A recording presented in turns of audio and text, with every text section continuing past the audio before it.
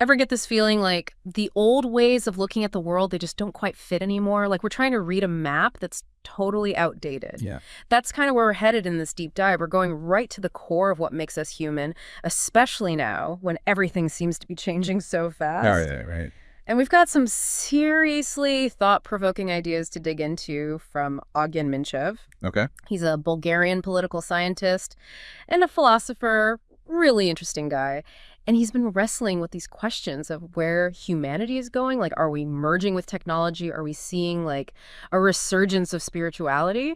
Or is it something we haven't even imagined yet? I love it. Yeah, so one of Minchev's ideas that really struck me is this concept of two completely different ways of understanding what it means to be human. And get this, these viewpoints, they actually shape everything. How we approach technology, religion, the meaning of life, you name it. And it's fascinating how these viewpoints play out in how we see ourselves. One view, it sees humans as essentially material beings. So think of it like this. Our brains are incredibly complex computers, right? Okay. You feed them certain information, you get predictable outcomes.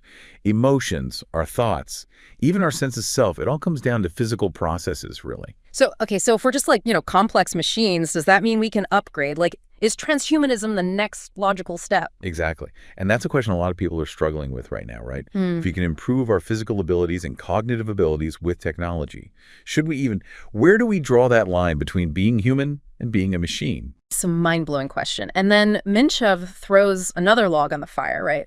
With this whole idea of a spiritual core to humanity, something that goes beyond just the physical stuff, the wiring of our brains. This is where it gets really interesting, because this challenges a lot of assumptions that have shaped, especially Western thought, since the Enlightenment. Right. That whole period was all about logic and reason and pushing back against traditional religious, dogma. So are we talking about like going back to religion? Not necessarily, no, not quite. It's more about recognizing that being human isn't just about rational thought or scientific progress.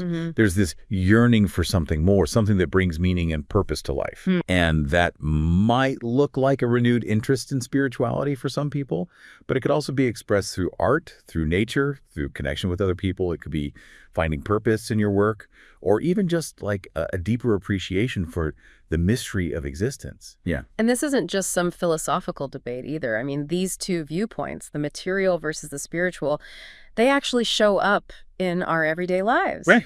In the choices we make all the time. Absolutely. It affects everything. How we deal with technology, how we raise our kids, how we vote, even how we deal with grief and loss. It shapes our whole understanding of the future. And, speaking of choices, it makes me think about how these totally different ways of seeing the world, material versus spiritual, how they show up in politics.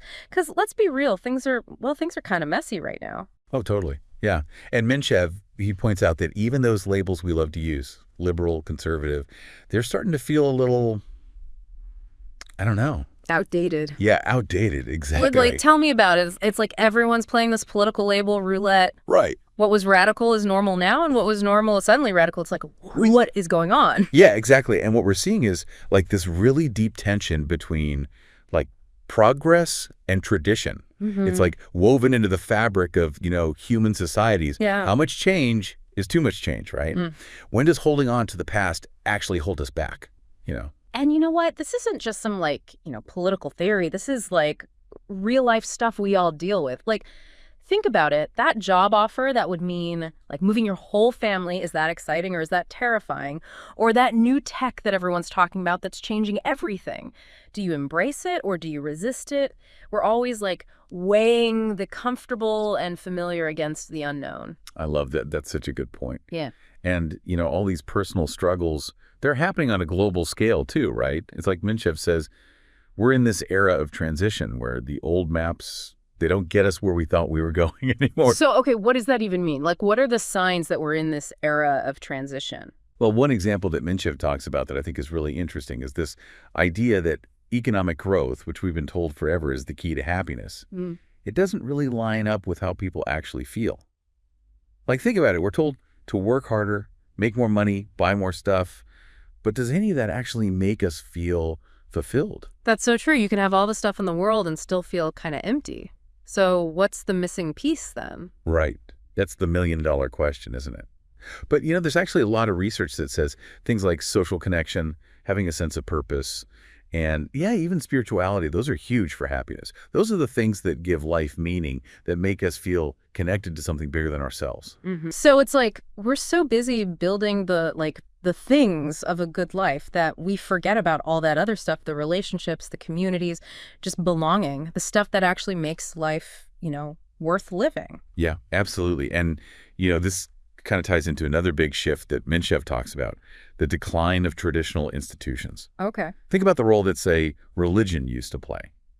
For better or worse, it gave people a sense of community, some moral guidance, or even just the family unit. I mean, it's not like those things are gone, obviously, but they're different now. They're evolving. And that leaves kind of a vacuum. And into that vacuum rushes, everything, right? Yeah. All these new ideologies, new ways of connecting, but also a lot of anxiety and just uncertainty about what's next. Exactly. And that brings us to another big part of this transition we're talking about, something we can't really ignore. War. It's like the elephant in the room, right? And Minchev, he doesn't shy away from it. He talks about the war in Ukraine, how it's this really stark reminder that, the old rules, they don't apply anymore. The rules of global order, they're being rewritten right in front of us. Yeah, and it can be easy to look back and be like, how did we not see this coming? Right. But it's human, right? We cling to what we think we know, even when it's not working anymore. Like, we had this whole idea that in the 21st century, things would be different. Yeah, like people were logical. Exactly. Rational actors would always choose to talk it out instead of, Instead of fighting. Right, exactly. Economic ties would guarantee peace. And then, boom, reality hits. Exactly. It's like, whoa, okay, maybe we didn't have it all figured out. And that's what makes Minchev's work so important, Yeah. He's pushing us to look beyond just the headlines, beyond what we think is true, and really wrestle with how complicated this moment in history really is. So where does that leave us then? I mean, if we're in this huge transition, everything feels uncertain, the old ways aren't working, what do we hold on to? How do we even navigate this? Right. The million-dollar question. Right. And, Minchev, he doesn't exactly give us a roadmap. Yeah. But he would say, I think, that the first step is being willing to question everything. Question our own biases. Yes. Be open to ideas that make us a little uncomfortable. Get comfortable being uncomfortable. Yes.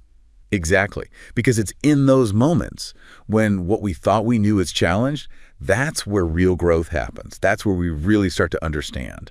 So it's not about going back to some perfect past. Right. Or even trying to force some perfectly imagined future. Exactly. It's about being right here, right now, in all the messiness and complexity. And maybe, just maybe, that's okay. Maybe that's where the good stuff is. Maybe the messiness is where it's at. Yeah. That's a good place to leave it. So we've been talking about how the old labels, liberal, conservative, even material versus spiritual, they don't really cover it anymore, do they? You don't cut it? No. So if those labels don't work, what new ways of seeing ourselves, of understanding each other might come out of this crazy, messy time? Something to think about, right? A lot to think about. And maybe your own deep dive to go on. Thanks for joining us.